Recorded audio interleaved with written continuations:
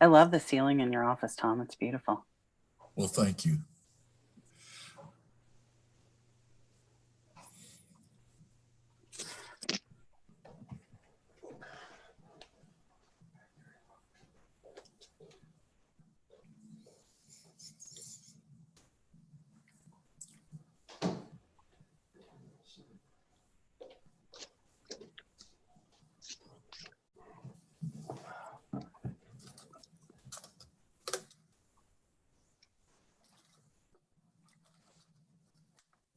Well, we need one more for a quorum. Is that, am I calculating correctly? Yes, sir. And I just received from Ms. Robinson Woods that she will not be able to join us this morning. So we're waiting for Mr. Dover and Mr. Harding. I'll try to contact.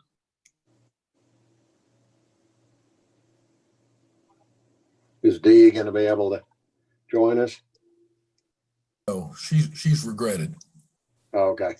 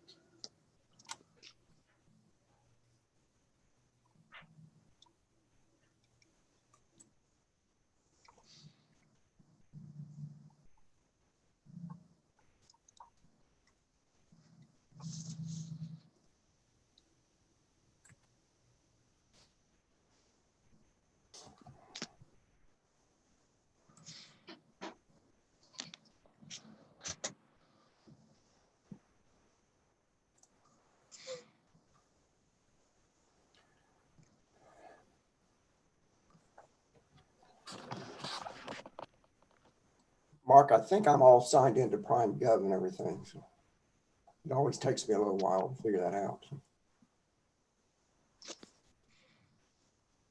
Yes, you are, sir. Okay, good deal. I did not reach Mr. Dover, and I'm trying Mr. Harding now.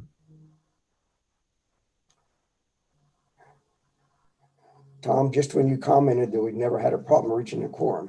Yeah, I spoke too soon. Yeah.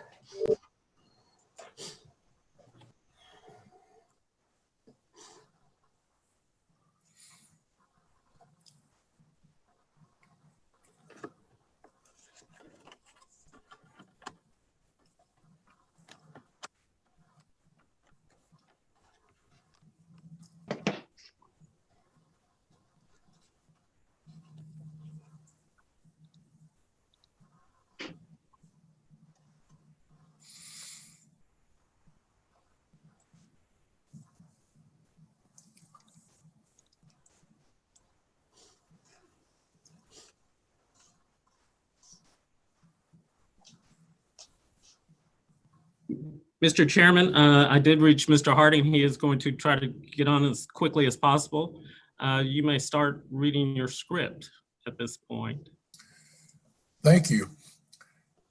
Well, good morning and thanks for joining us for the MAPS 3 Citizens Advisory Board video conference meeting. We have a few announcements to make regarding the video conference meeting. If the conference is disconnected at any time during the meeting shall be stopped and reconvened once the audio-video connection is restored. If communications are unable to be restored within 15 minutes, items remaining for consideration will be continued at 11:30 a.m. on October 22nd, 2020 via video conference. Secondly, the agenda and documents are located on okc.gov.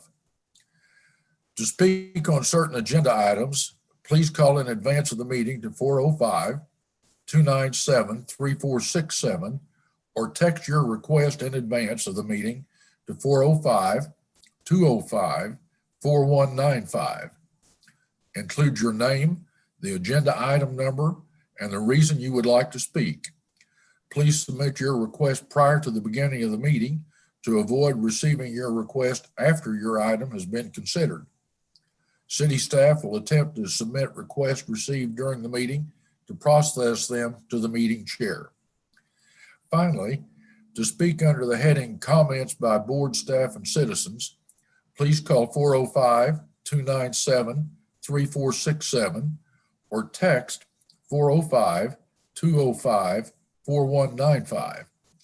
Please list your name, address, phone number, and the subject on which you wish to address the board.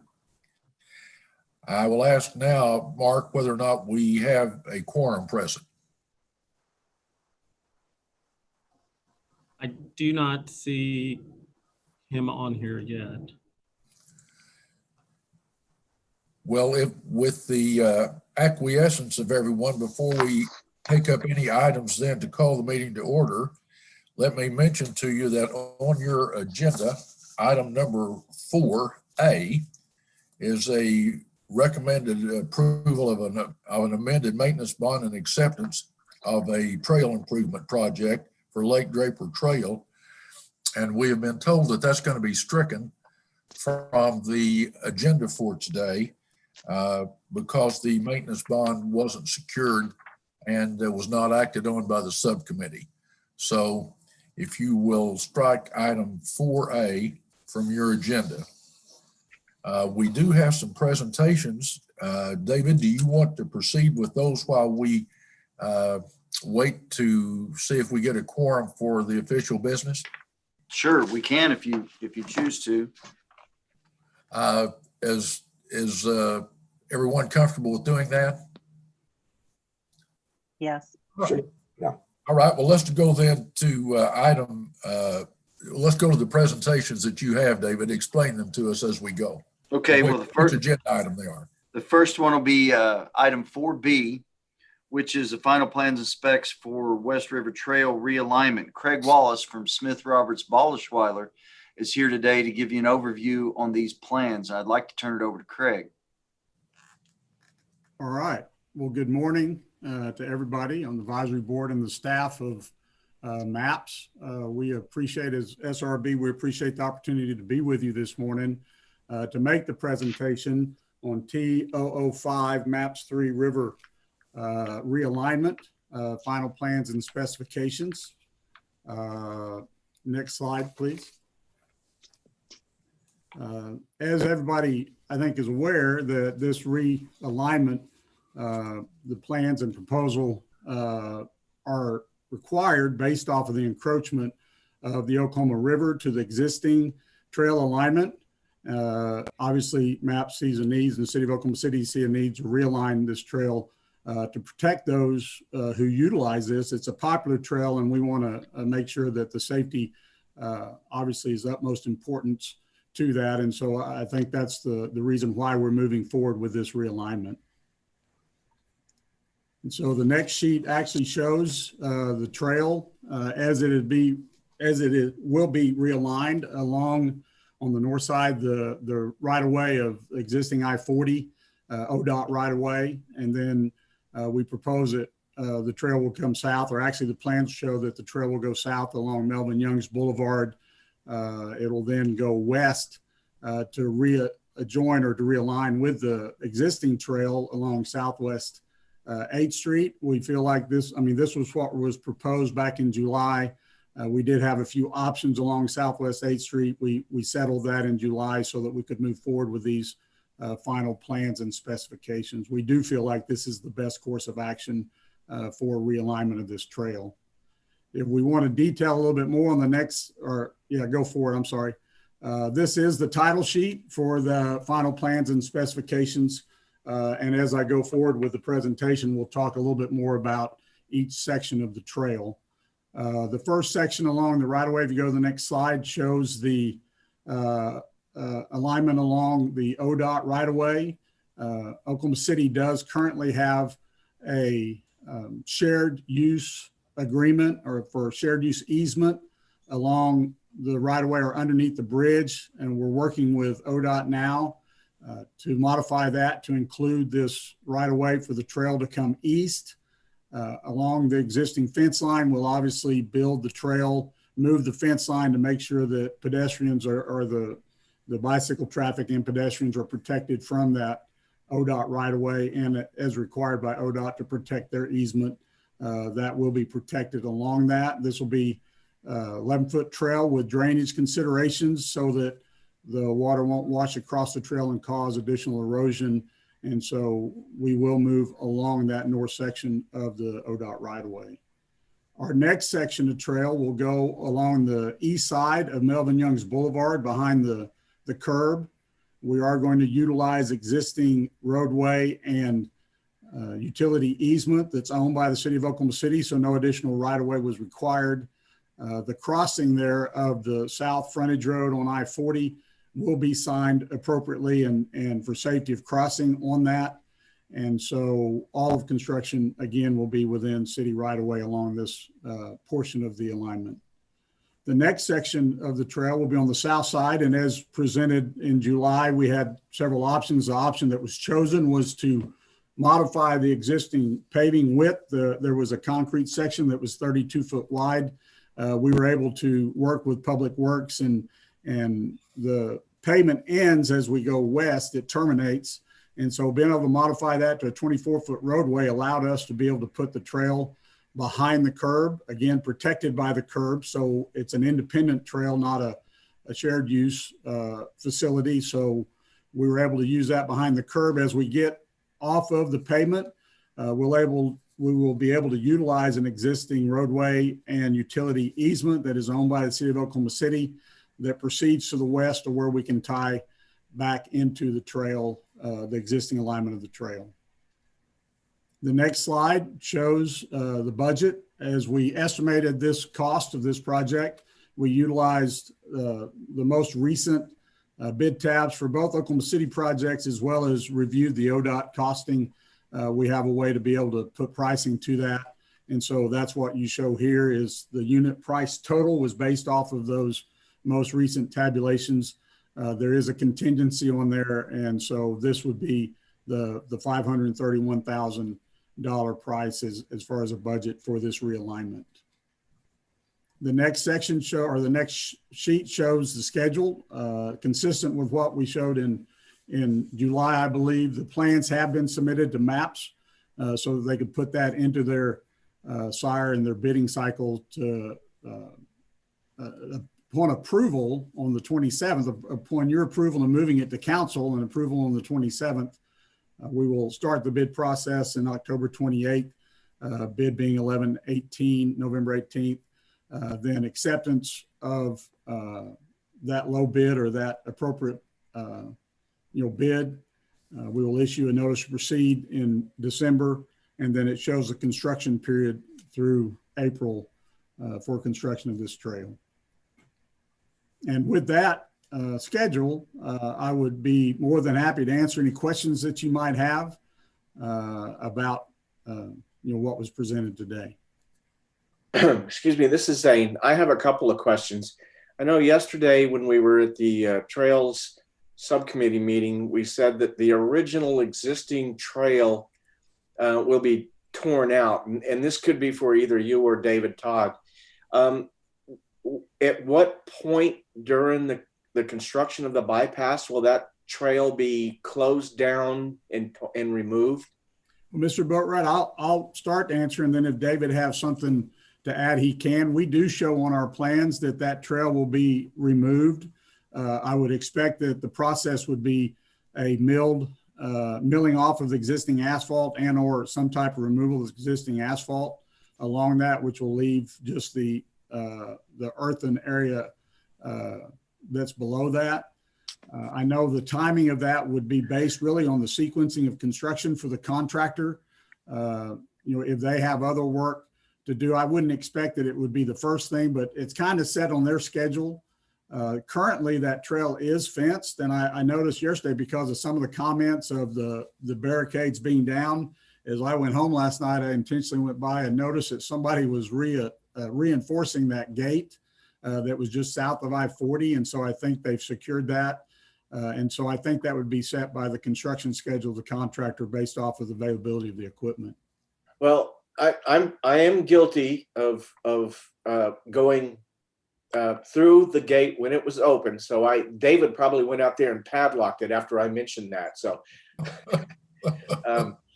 okay. So if that is padlocked and blocked as a user, when the bypass is under construction, will there be a path that bikers can use, or will we just have to turn around and go back the way we came, which that's what I usually do anyway, but will there be a way around that? Because I have seen people that exit the trail and go on the bypass now via either sidewalks or access roads.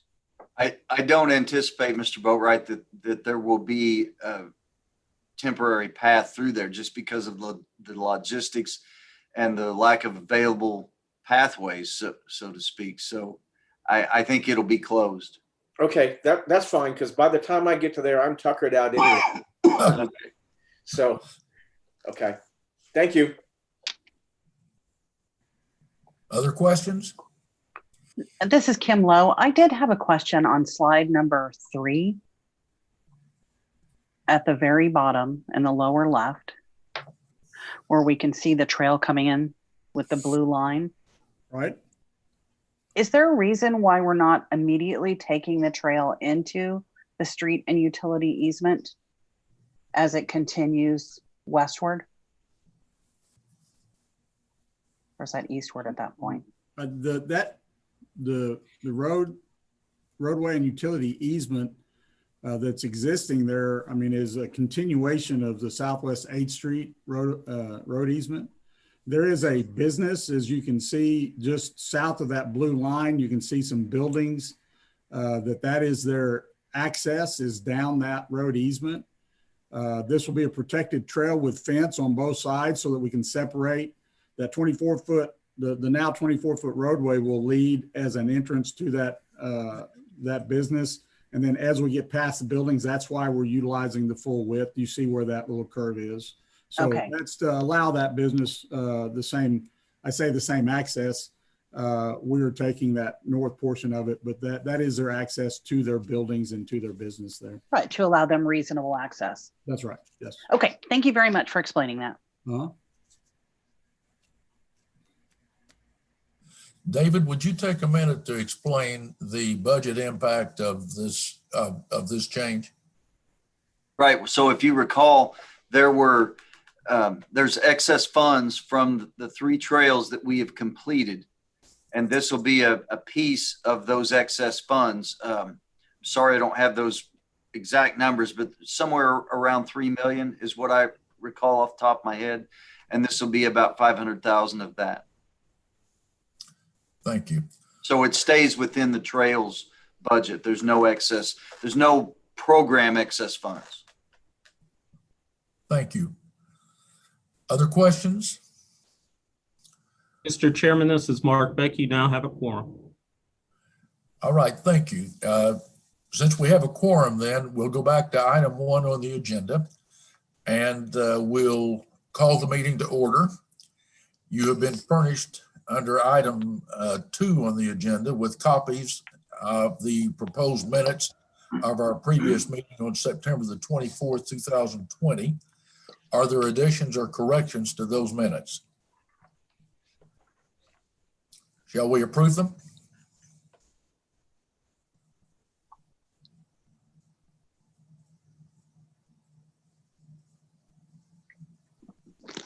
You have a motion and a second. We have a motion and a second to approve the minutes as submitted. Further discussion? All in favor, vote aye, and opposed, vote no. Mr. McDaniel, how do you vote? I vote yes.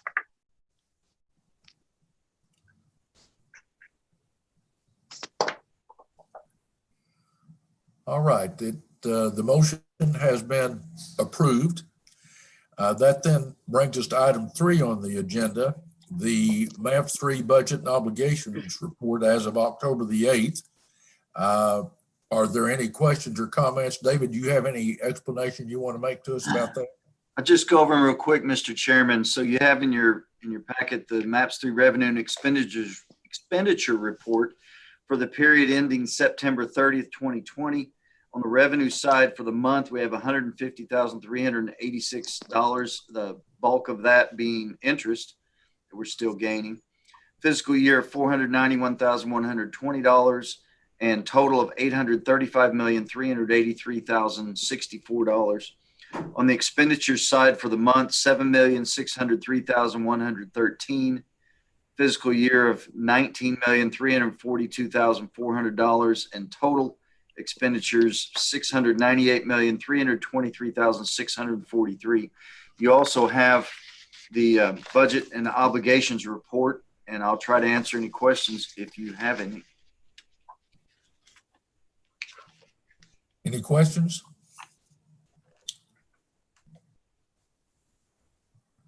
Bob Nalen has moved that we approve it, seconded by Kimberly Lowe. Is there further discussion? Madam Clerk, I vote yes. Call the roll or vote.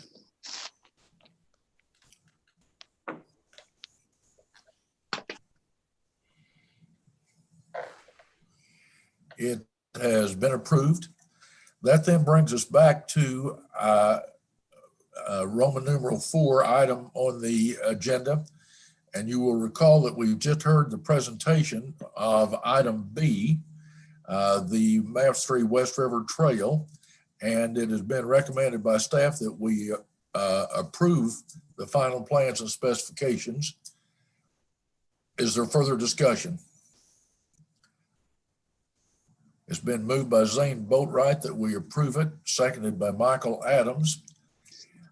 I vote yes. Please vote.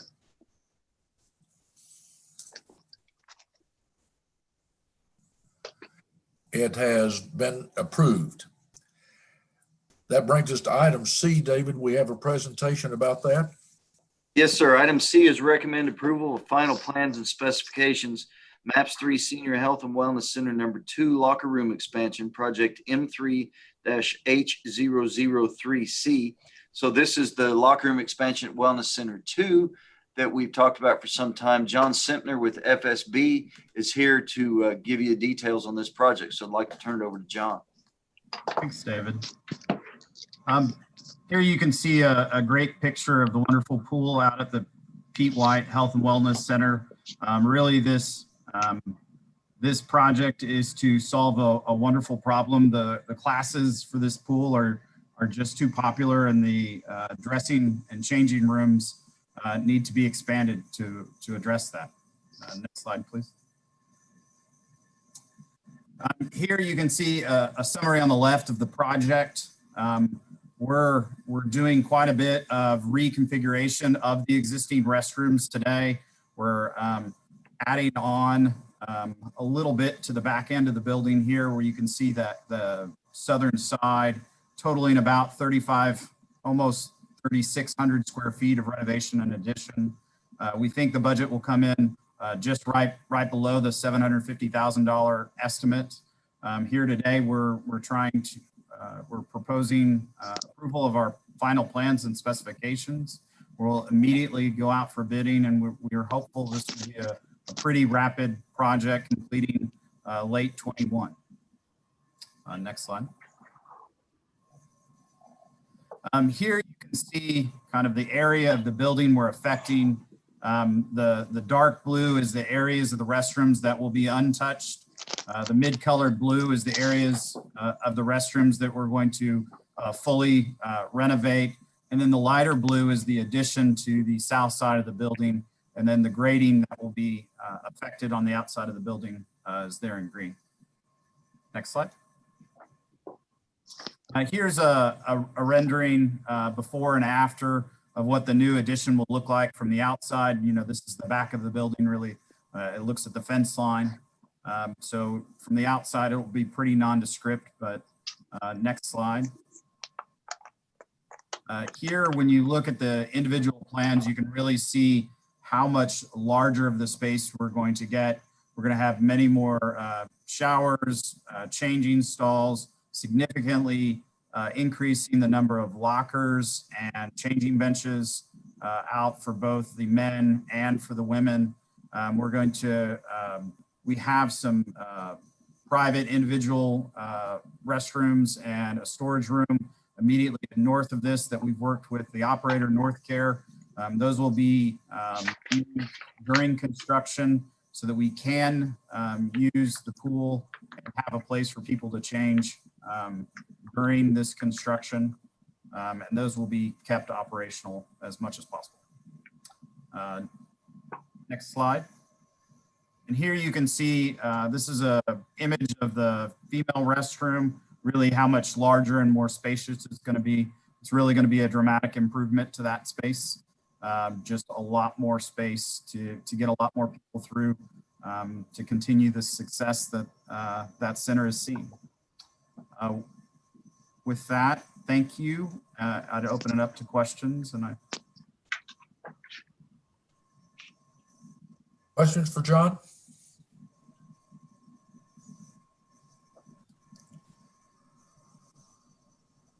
Further discussion? Hey, Tom, before we move to a vote, I noticed on my computer when we voted on the last item, the computer was actually registering item A that we had stricken from the agenda. And I think we actually voted on item A, and now my computer is showing that the item for discussion is item B, which is what we really voted on the last time. I think we skipped A altogether. Well, but on my computer, when we voted on item A. That's what showed up as being the vote. And I was on mute. I show A and B as having been voted. It just now switched to item C, but while John was talking about the changes to the wellness center, we were actually highlighting item B on the West River Trail realignment. And it shows that item A was voted on and approved. So I'm not sure, Mark, how we deal with that. We'll get it cleaned up. Okay. Yes. Okay. Mark, you can handle that all right then? Yes. All right. Well, then let's be clear. We're now on item C, on which John has just made the presentation regarding the Senior Health and Wellness Center #2 locker room expansion. And we are ready to approve that so we're ready for a motion for that.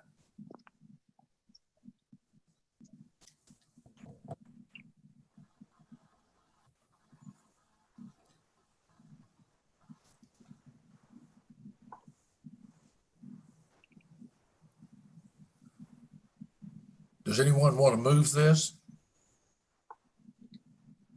Bob Nayland has moved approval. Kimberly Lowe has seconded. Is there further discussion? All in favor now, or all now cast your vote. I vote yes.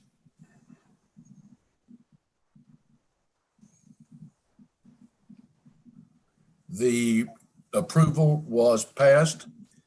That brings us then, David, to item number D on our agenda. Yes, sir. Thank you, Mr. Chairman. Item 4D is recommend approval of preliminary report, MAPS 3 Senior Health and Wellness Center #4, project M3-H005. So very excited to be bringing you this preliminary report. Ryan Eshelman of GSB is here today to give you the details on Wellness Center 4. So I'd like to turn it over to Ryan. Great. Thank you, David. It's wonderful to be with you this morning. An important milestone for this project, and I look forward to quickly walking you through our progress to date. The following slide, just as a reminder, shows the location of our project in far south Oklahoma City on Western Avenue, just south of Southwest 134th. On the next slide, the site itself, we can see a little more detail. Includes frontage on Western, close to Southwest 138th, as well as the inclusion of a portion of an existing pond. And you can see the existing dwellings that will be removed on this property to make room for the development. Early in the process, we worked with the MAPS office and the YMCA of Greater Oklahoma City to develop a program. And of course, there were lots of desires and wishes on the part of the city and the YMCA, and of course, lots of learnings from the other facilities. On the next slide, you can see the program that was developed. And as you recall, that program exceeded the budget somewhat. And obviously, as we've seen, there are expansions going on at Centers 1 and 2. And so the project budget was increased to accommodate the full program, which we'll see today, that takes into account the anticipated growth. The YMCA is really excited about the prospects here and feel like it's going to be very well received in the community. On the following slide, you can see an overview of the site plan. And as was mentioned previously, the site is going to accommodate both the Wellness Center and a future park, the Parks Department. And so the parking lot that you see there fronting Western is sized about 300 vehicles, and that's intended to serve both the building and public use in the park on the east side of the site. And the park itself is what I call kind of a bent dumbbell. There's about an acre of land north of the pond and about an acre and a half south of the pond with a little bit of connecting land around the west edge of the pond. And so that will be accessible on the north and south edges of the property all the way out to the sidewalk. And then of course, patrons of the park can park in appropriate spaces in the parking lot to use that facility. This project does not include the park design. We've just accommodated and coordinated with the Parks Department for that future development. But the building obviously gets the benefit of taking advantage of its eastern exposure to that pond and to all that that open space in the future park. If we zoom in on the next slide, you can see some of the improvements around the building, which take advantage of that indoor-outdoor connection. You can see a terrace, a potential outdoor fitness lawn, a bocce court, and some raised gardening beds. So really taking advantage of that outdoor space overlooking the pond, and we'll see some images of that area as well. The building plan itself, the building is oriented with north to the right here, just because of the proportions of the plan. As you saw in the previous image, the building runs lengthwise north and south. And you can see it's basically bisected into fitness and active athletic areas in dark green, and the orange multi-purpose gathering areas in orange with the yellow kind of circulation space. Just to quickly walk through the plan, on the following slide, there's a zoom in of the north end of the building. And you can see the vestibule enters into a lobby and great room, which looks out onto the outdoor space we discussed. Check-in area backed by an administrative suite, support space, restrooms, and then a vaulted lobby area with clear story lights and daylight that accesses a multi-purpose room with an operable partition. You can see a generic table layout for a group activity in there, as well as a classroom-sized multi-purpose space in an art room with kiln room and storage. There's also a demonstration kitchen off the multi-purpose room for healthy cooking classes, as well as to support catering for events in that space. You can also see south of the lobby a game room, and then two studios, one dedicated, larger one dedicated to fitness, and then what we call a flex studio, which will most likely be fitness use most of the time, but has the ability to be utilized for with furniture setups for classroom space or meeting or gathering. The south side of the building, on the following slide, you can see we have a nearly 6,000 square feet of fitness center, a fitness pool, which will be very much like the Center 2 pool with the lap swimming area, ramp access, and kind of a jetted seating alcove.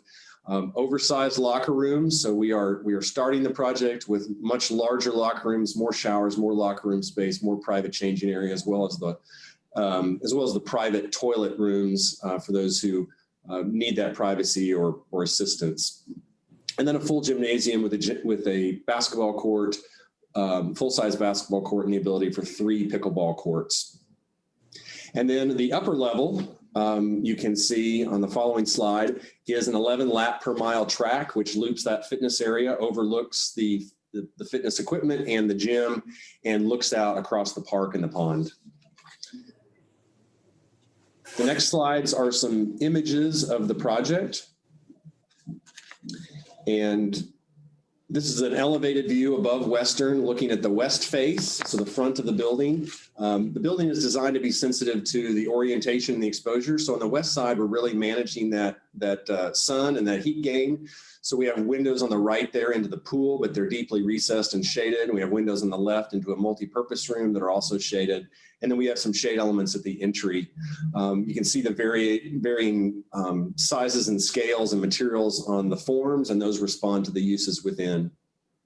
And you get a good sense beyond the building of both the pond and the park, and also the undeveloped land to the east, which is partially meadow, some wetland, and some trees. It's owned by a church, and the church is well north of that. So for the foreseeable future, that will be undeveloped natural landscape. The following image is a view of the east side, or the back of the building.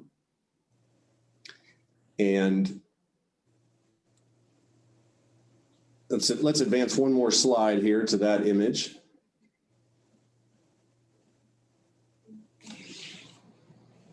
There we go. And so this is a view across the pond from the park area to the, let's go back one more. So that view on the rear shows the fitness center on the left with lots of windows, as well as view from the upper level walking track, and large windows in the great room looking out over that pond. This is, and you can see the terrace area and those multi-purpose rooms flanking the great room. So a lot more glass on the east side, which will have some morning sun, and then through most of the day will be great daylight. And the park project will do improvements to the landscape and the shoreline of that pond, and they'll bring the swans in. The following image is the interior space of the great room, and you can see as you come into the great room from the right, you're facing a large expanse of glass looking out of the pond. In the outdoor area, you can see a mix of soft seating, table seating. The area on the left accesses a quieter library, and the hallway in front leads you to the fitness area. You can see a large fireplace. So this is the heart and the hub of the facility. Coffee and beverages available, people connecting with friends, interacting with the reception desk, which is just out of the image to the right. The next image shows the fitness center, and it's taken from the access point of the elevated track. So when you come up the stairs or get off the elevator at the fitness center, you are on top of some support space below, and that gives you a view down into the fitness center. You can see the equipment, you can see glass out into the park and pond, you can see the walking track looping above with windows looking out across there, and then you can see the translucent panels above those windows bringing in lots of daylight into this space. And just behind you out of view will be a similar overlook of the gymnasium area. And the last image is of the pool, and as I mentioned, it's comparable to Center 2 in particular, and has daylight, acoustic treatments, and windows into adjacent fitness spaces to, again, for tours and for folks who are new to fitness, they can see their peers engaged in classes and activity throughout the building, and really inviting space. On the following slide is the project budget, which, as I mentioned, has been enhanced to include this full program, and you can see on that budget what's been allocated for the land acquisition, public art, and all the other components, including just over $12 million for the building and its furnishings. On the next slide, you'll see our cost estimate, which of course comes in just below that budget number, and it includes the building and all the site work, fitness equipment, indoor furniture, and some other miscellaneous equipment necessary to operate the facility. On the next slide, you'll see a list of potential alternates. Of course, to get the project in budget, there are some items which may or may not be attainable on bid day, but we always like to give ourselves that flexibility on bid day, as well as flexibilities during the project to add components as contingency funds are made available as we get deeper into construction. So these have not been finalized, but these are some of the elements that may be packaged as a part of alternates. We'll be working with the MAPS office and the YMCA to determine how to best package these alternates to give us the most flexibility and the most building for the money that we have available. And lastly, as a schedule overview, this is the roadmap moving forward. And so we're excited to reach this milestone and would love your approval and authorization to move forward with final plans and specifications to further the process and get us closer to construction. So certainly welcome any questions that you have, and I appreciate your attention as we share our progress. Questions for Ryan? Ryan, this is Mike Adams. I have a question on the list of alternates. You have a Sure. precast concrete pool structure. I was under the understanding that most of the time we did these alternates as items that could be added later if we weren't able to get them into the budget. That sounds like one that you probably would not. Absolutely. That's one that we'll need to decide on early on. We have some structural options for that pool, and that helped us to get within the budget. But you're absolutely right. Things like furniture and lightning protection and some of the operable doors, some of the outdoor elements, those are much easier to introduce on bid day or after the project is underway. But the structural element, those decisions will have to be made earlier. And its dollar value is a little bit larger. So we like to get the dollar value of those alternates, down in the $100,000 and under range, just so we can give ourselves the maximum flexibility.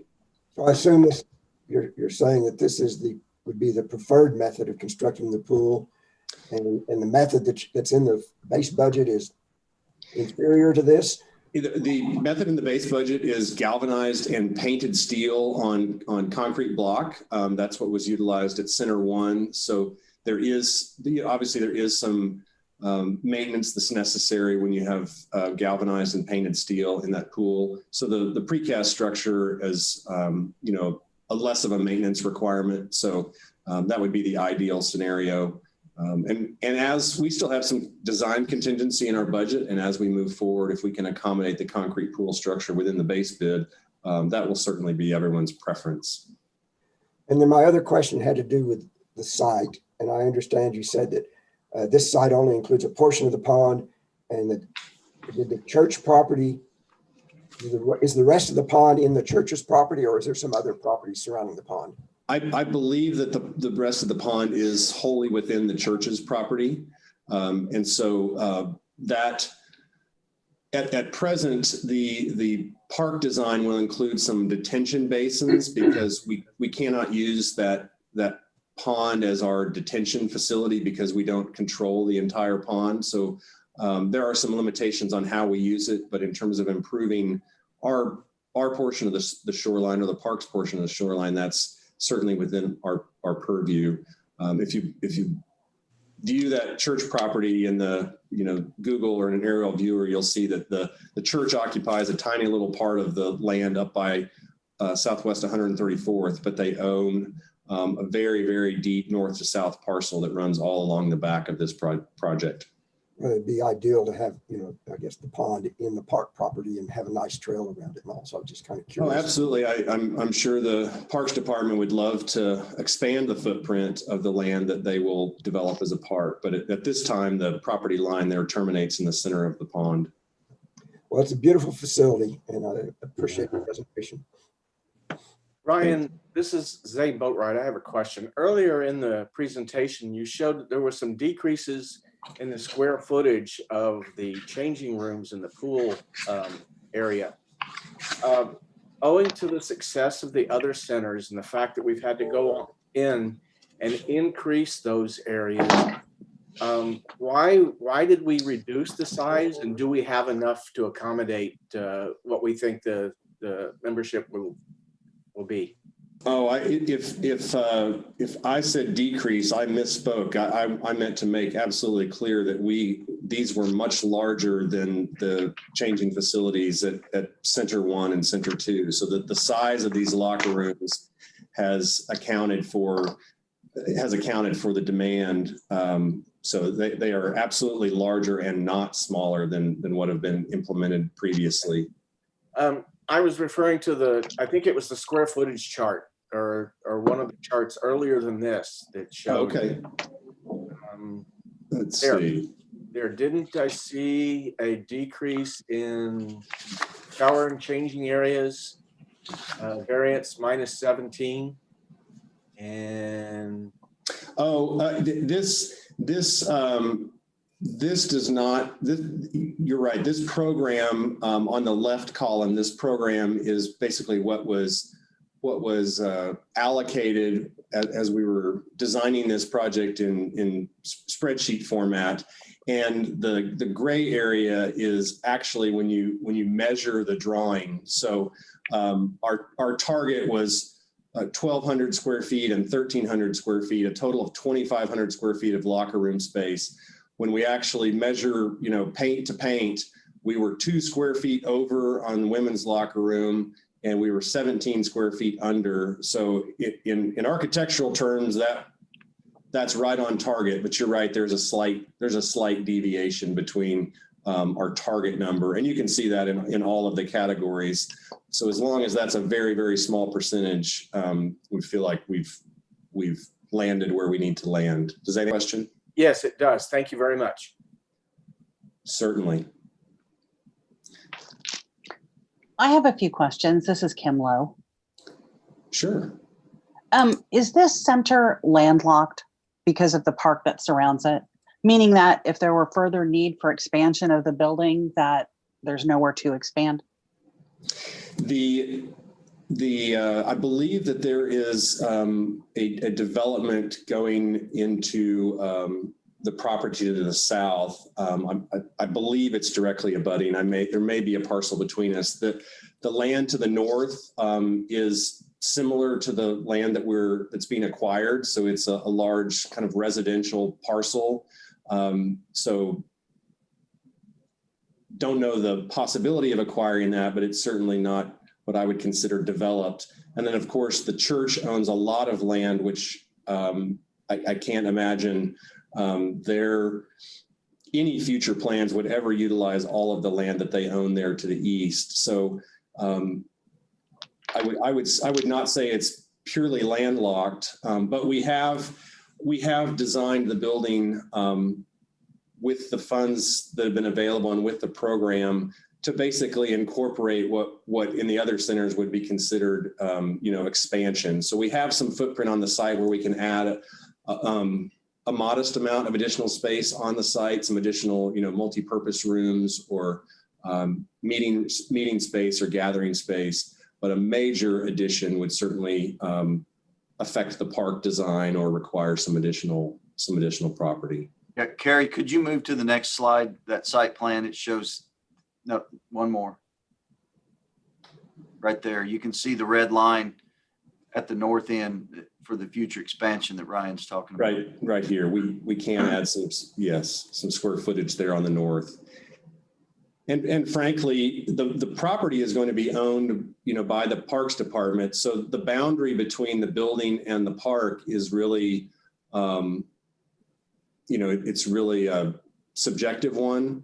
So if the park could accommodate, a footprint expansion on the south, for example, that would certainly be feasible.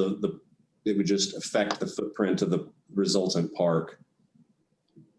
But it is fluid. Okay, thank you for answering that. Certainly. And then my second point, not to beat the potential ad alternates up, but it seems to me that some of those 8 alternates are some of the lessons learned from our previous centers and were things that ended up having to come back through the subcommittee and to the advisory board and then to city council to get approved. Am I remembering that correctly?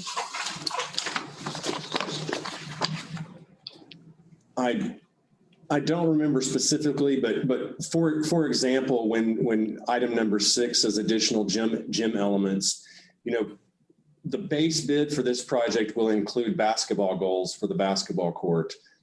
This option allows us to add 4 more goals to create 2 cross courts. So the YMCA has made it clear that that is not critical. That gives them flexibility and it's desirable, but it's not critical. And what we've seen, for example, at Center One, that the pickleball demand is such that it's very rarely used for basketball. So Right. that's the kind of component that we have some flexibility on. There's also a divider screen and some benches and some other elements. The FF&E item includes some extensive outdoor furnishings to go with some of those outdoor areas that, again, would be great, but don't compromise the way the facility operates. Our approach to the alternates has always been that the things that are necessary for it to function and to operate, need to be in the base project. And it's that number one, that kind of wish list of ideal elements, and number two, just the flexibility. I believe on Center One, there was close to $300,000 of contingency money that was added to the project during construction. So we want to make sure that we give ourselves a menu to choose from if we're fortunate to be in the same situation. And then item number 5, lightning protection. Certainly, I'm not an engineer, but that seems pretty important. Well, it's ideal. This is not a terribly tall building, so its stature gives it some help. It's also not a mission critical building that's full of computers and technology, but there certainly will be elements that could be damaged by lightning. So it is at this point, it's been included on this list of potential alternates. But as I mentioned, we've got more meeting and discussion with all the members of the team before any of these alternate packages are finalized. Okay. I know Mr. Dover isn't here today, but I can only imagine that he would be very excited to see all of this with us today. Thank you, Ryan. Certainly. Ryan, this is Bob Nealon. And since we're sort of beating you up about these ad alternatives, item number 1, the east covered porch, is that the portico that's shown on the drawings that shades the entryway? No, it shades the east side of the pond side of the building. So okay. If that porch were not implemented, we would still have that glass. The roof would just be pulled back. Okay, I'm sorry. I've got my directions mixed up. So no problem. Okay, thank you. Other questions for Ryan?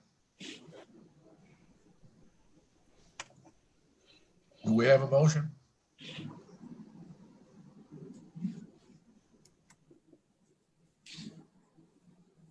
It's been moved by Zane Boatwright that we approve it, seconded by Michael Adams. Is there further discussion?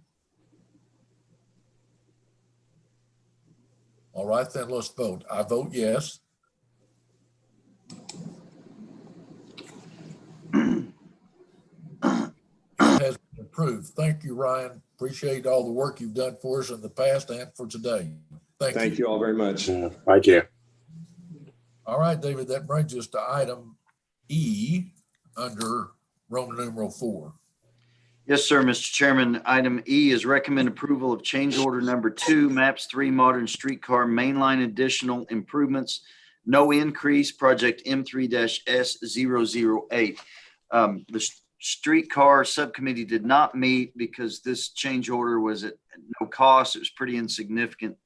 But what we have here is basically a trade for some additional work that needs to be done versus some work days. So they were delinquent on their completion date, and we're trading those penalties for the additional ground wire covers and for drainage holes in all those mesh panels. So in those 21 different stops with anywhere from 4 to 8 of those panels, we need to drill a hole in the bottom so that the water can drain out of the little slot that's in there, and then an acid wash to get them to looking as shiny as the frame material on there. So as I said, this is no cost. It's a trade out. And now that the completion date will be October 28th, 2020. All right, are there questions for David? Shall we approve it? It's been moved by Nathaniel Harding and seconded by Bob Nayland. Again, this is item 4E on your agenda.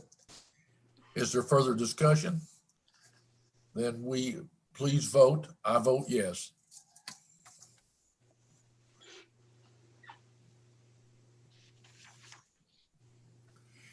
It has been approved.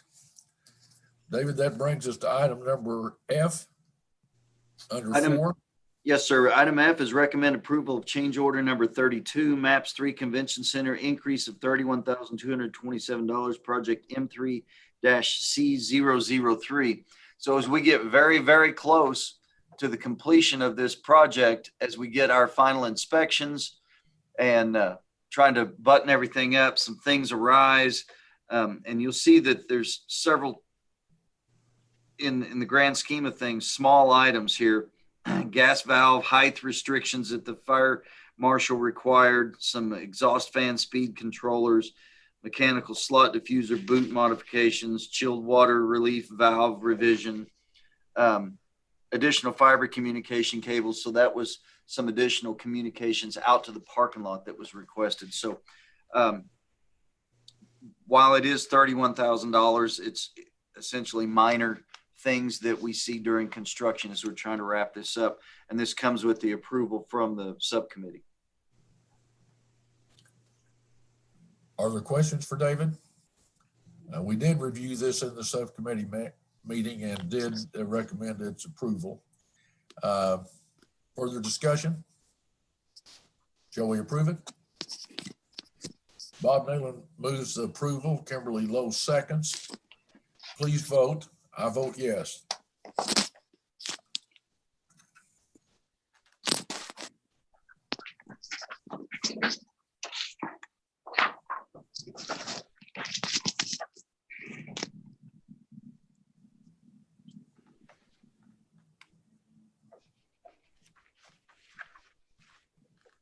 The result hasn't shown up. Ms. Lowe, how do you vote? I'm sorry, I thought I'd clicked. I vote yay.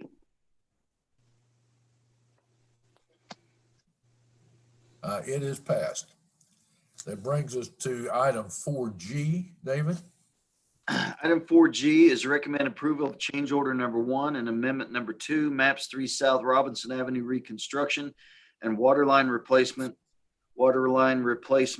and storm sewer relief main, increase of $214,180.90. Projects M3-C010, WC-0979, DC-0303, WC-0970, and PC-0728. If you recall, on Robinson Avenue, it is a joint effort between the MAPS office, Public Works, and Utilities Department.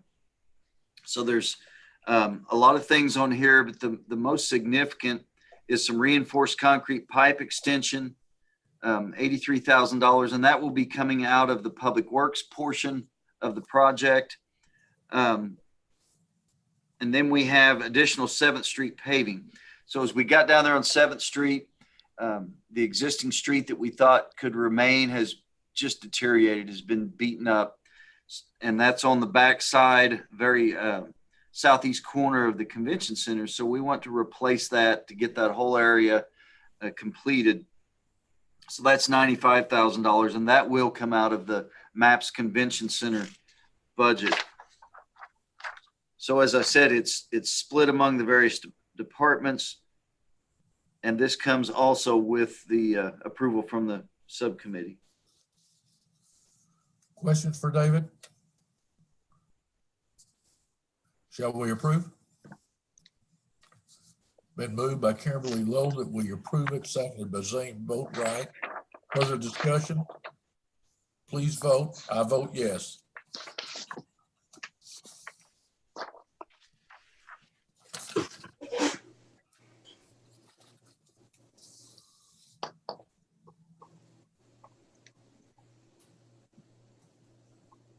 It is passed. That brings us to item H under item number 4. David?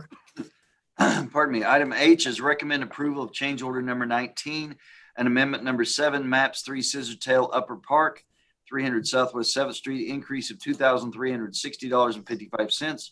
Project M3-P006 and WC0920. So I know the park has been completed for over a year, but why we're still seeing work ongoing is because of maintenance and warranty issues, and then also planting seasons. So what we have today in this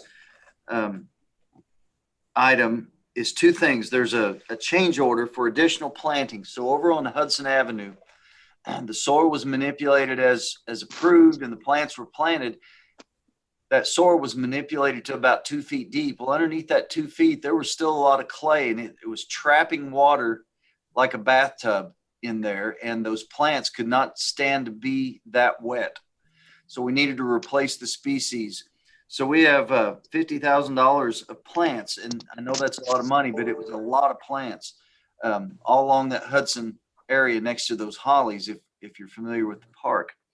But then where we got the credit is in the amendment for the unit prices. So in these kind of contracts, we have unit prices bid in case we need items, and we did not need these items. So we got a credit back for those items of $47,929.65. So when you add those together, that gives us the balance of $2,360.55. And this comes with the approval from the subcommittee.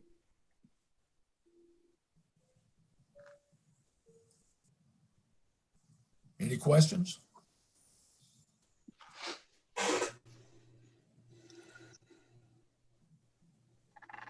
All right, shall we approve it? Been moved by Kimberly Lowe that we approve it, seconded by Zane Boatwright. Is there further discussion? Please vote. I vote yes.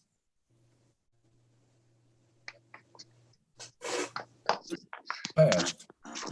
Item I under 4, David. Item 4I is recommend ratification and approval of addenda numbers 1, 2, 3, and 4. Maps 3 Lower Scissortail Park, awarding contract to Wind Construction Company Incorporated. Base bid plus alternates 1, 2, 3, 4, 5, 6, and 7. $22,271,000 and accepting unit prices and approving contract and bonds.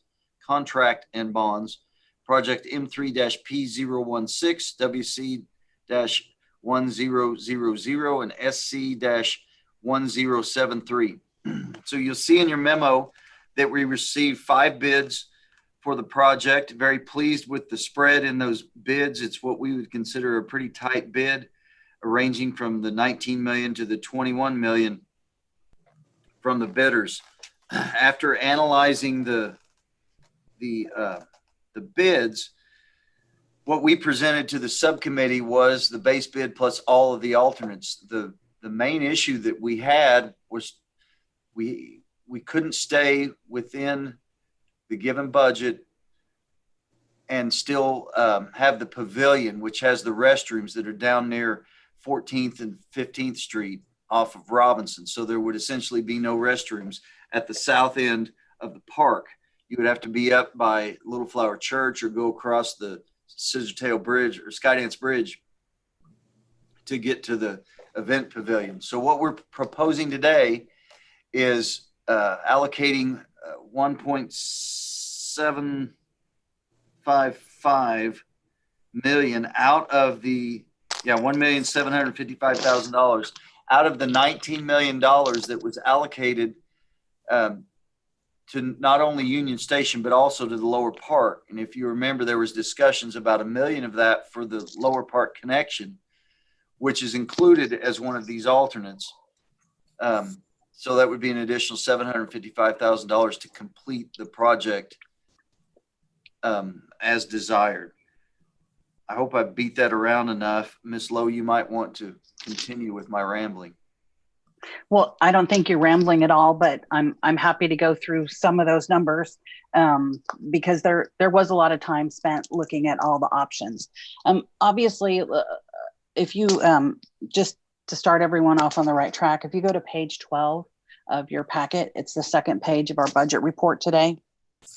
Item number 15 in the footnotes in the second line shows the $19 million that was allocated to the park project out of excess maps 3 collections by the mayor and city council, and the $19 million, pardon me, that was allocated came with the stipulation that it be used for Union Station purchase, renovation, and inclusion into Upper Scissortail Park, and improvements to Lower Scissortail Park, including a connection to the Oklahoma River.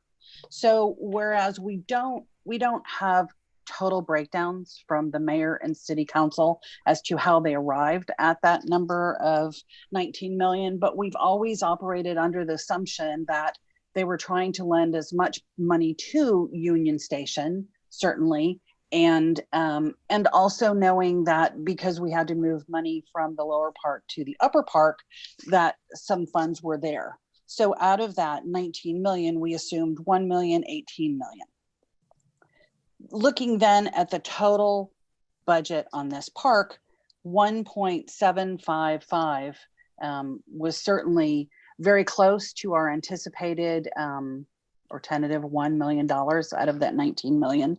And certainly that extra $755,000 is money spent now to make a complete lower park the way that it's been designed, at a rate that could never be done in the future. Removing some of the alternates certainly would help that number come down and allow more money to go to Union Station, but it leaves the park incomplete, and it also leaves the park with more burden on our operator. Some of those alternates, like alternate 1, the soccer field lights and extra, lights are extremely important to having events in that soccer field, which bring revenue to the operations of the park and usage to the citizens of Oklahoma City. The same thing with the shade structures. Those are greatly used in the upper park and very important. Of course, the Hill Pavilion with restrooms, it would be extremely remiss if we were to create a lower park that had no public restrooms. And then, of course, our promenade extension, which was outlined in that $19 million.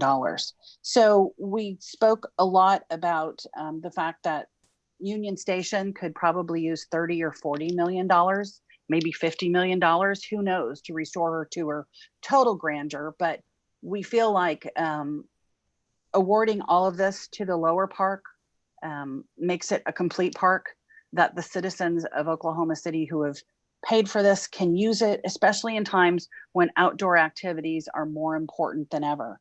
It allows all the structures to be built so that they are used at their fullest and become revenue generators for the park. And they also allow for naming rights in a lot of areas, which further adds to the operational coffers.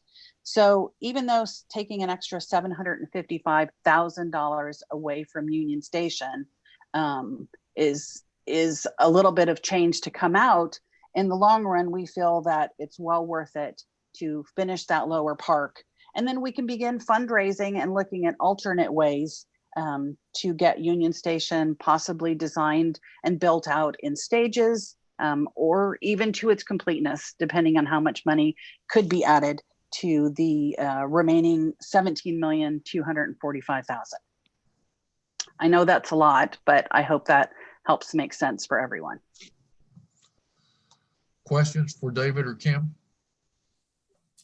I'd just like to comment. I don't see in the packet here the list of the alternates, but I think Kim went through them a little bit there. But I do recall when we went through those alternates, I guess last month, I really felt it was important that we incorporate those in the project. I mean, it was. I have a map, Mr. Adams, if you want to see that. Well, no, I mean, I kind of remember them. What I was trying to say was that when we talked last month about the detail and what was in the ad alternates, I came away with the thought that we really needed to get those things in there. We were going to, if the lower park was going to have the same standards that the upper park was, and I felt that was important, then we need to find a way to get the ad alternates accomplished. And so I'm glad that we're doing that. I also think that, the Union Station project is kind of something we've tried to do in addition to and with the excess funds. But I think it's most important that we make sure we build a park that the citizens voted on. The Union Station was not part of the original MAPS project. I'm glad we're going to be able to contribute something to it, but I think it's more important that we make sure that we build the lower park up to the same standards as the Michael, your park. comments are exactly a lot of the discussion we had yesterday. I mean, there's obviously a great love for that building within our park subcommittee. And from the very initial charge, you are correct. We were not given the responsibility of renovating Union Station, although from day one, we all felt it was important to reactivate and re-engage that building, as it is an important historical marker for not only our city, our state, but our country, as those are becoming fewer and fewer on the map.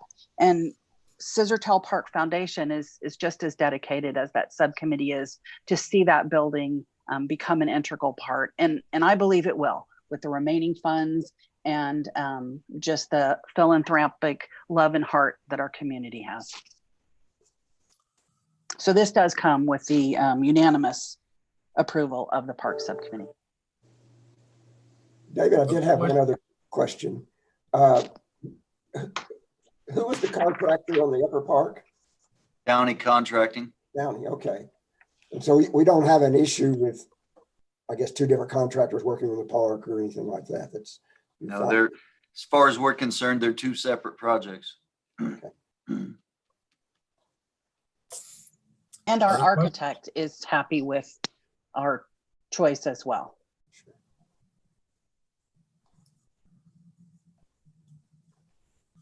Other questions for David or Kim? All right, this comes with the unanimous recommendation of the Park Subcommittee. Shall we approve it?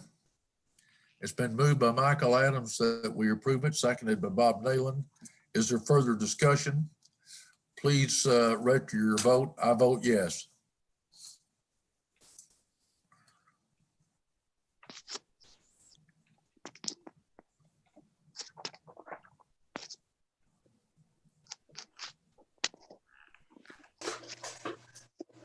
It has passed. Kim, before we leave this item, I do want to mention this. During these times, you had suggested that the park had really been a godsend because people were so interested in outdoor activities. And I have received literally dozens of compliments, both written and oral and text messages about the usage of the park over the past few months, and particularly about the ballet using it, that there were so many people there and the park was full of young kids who were probably seeing a ballet that would never have seen one had they had to buy a ticket to go to the Civic Center, nor would they in the Civic Center have been able to get up and dance around while the dancers were dancing. And so I totally agree. And, sometimes parents are often afraid to take their younger children to those types of indoor venues because it's hard to keep them still and it's hard to keep them quiet. But the great outdoors is certainly greater than ever. And our parks, I think, Upper and Lower Park here are going to be ones that cities all over the United States study, look at, and probably have a little envy of for many years. And I'm so proud of every single penny that's gone into it, and all of you for helping take our visions to City Council and forward. well, I think it's turning out to be exactly what we hoped it would be. And I think you certainly made the right decision about how to complete the lower park. So my compliments. All Thank right, you, that sir. brings us to item 5. We have a discussion on the MAPS 3 Convention Center grand opening. David? Yes, sir. Just wanted to make sure that everyone knew about the ribbon cutting that we will have on December 11th. It's a celebration for you guys and the stakeholders that have worked so hard on the convention center. I'm really glad to see this thing wrapping up. You'll get more information as it gets closer, but want you to put that on your calendar. Want it to be a memorable event, but also a safe event. So it's going to be limited to how many people are going to be there. It'll be from 4 p.m. or it'll take place at 4 p.m. on December 11th. And we feel like we can keep it safe because we'll be in the ballroom, and the ballroom is massive. As you, if you haven't been over there, you'll see this afternoon if you come on the tour with us. So make sure you RSVP when you get your invitation.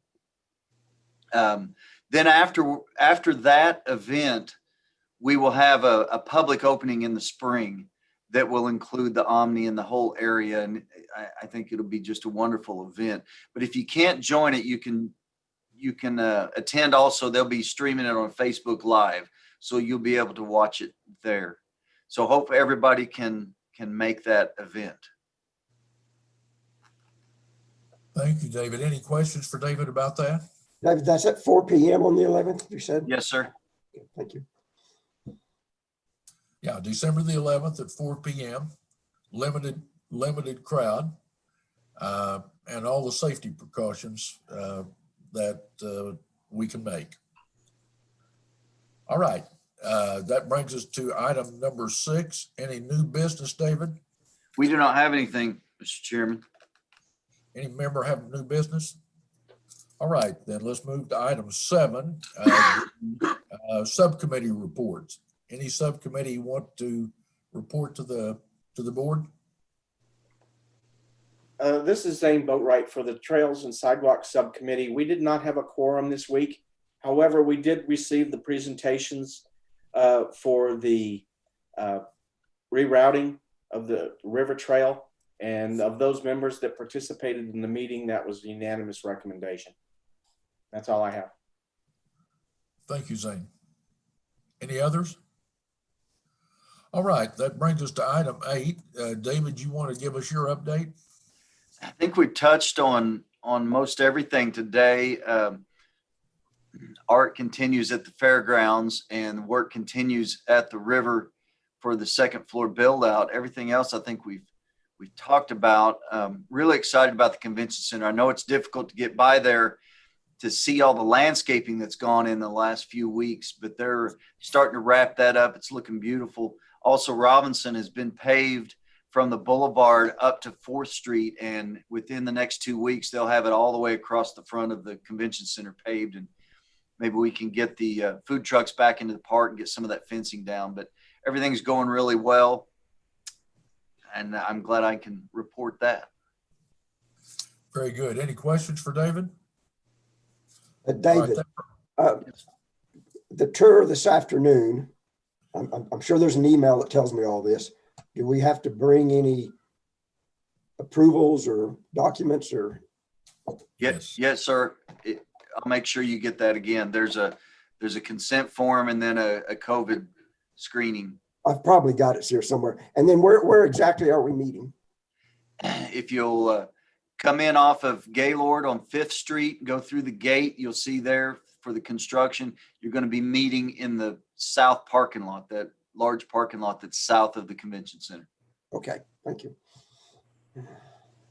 David, I had previously told you I would be there this afternoon, but I cannot. I do want to tell you that I took a tour of it a couple of weeks ago, and it is spectacular. Those of you that can attend, I certainly recommend it. It is, I think it's going to be everything we hope it will be. All right. Yeah, David, I'm out of town and very much regret that I can't attend today, but wish I could be there. We'll miss you. All right, then. Any reports from any members of the staff? As far as comments, Mr. Chairman? Yes. Yeah, I have a couple of things. Just want to remind everybody, this will be our last virtual meeting. The legislature authorized these virtual meetings till November 15th. So we will go back to in-person meetings in the council chambers. Council chambers have been remodeled, and they've taken they've done some things so that we try and keep some distance and separation and try and keep everybody safe. And I'll report on that to you as we get closer to that. And then also note that next month's meeting time and date change, as they always do in November and December. So keep an eye out for that. It'll be a week earlier because of Thanksgiving. So that's all I have to report, Mr. Chairman. Thank you, David. If the if somehow the governor issues an executive order extending the ability to have virtual meetings, is that a decision to be made, or we're going back to real meetings no matter what? I think that'll be a decision you and I will discuss if that opportunity arises. Okay. Any other questions or comments? I guess I would ask Mark and Robin if we've had any requests for citizens to be heard. No, we have not, sir. All right, thank you. Is there any other business to come before the Citizens Advisory Board? Thank you all for participating today. And with that, we're adjourned. Thank you. Happy Halloween. Be safe. Thank you all. Our best to you, Bob, and your Thanks. family. I appreciate that. You're very welcome.